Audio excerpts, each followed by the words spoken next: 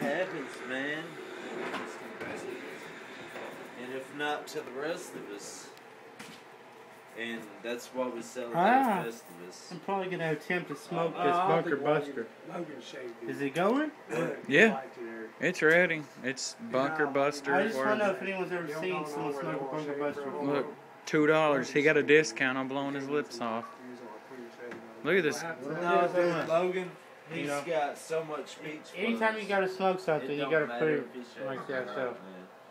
So, like my shit don't grow in full, but I grow in facial hair, man. Like, that's good shit right there.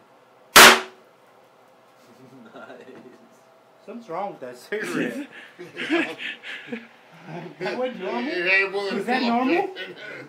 What's going on? Dude, so great. someone's got to explain this to me.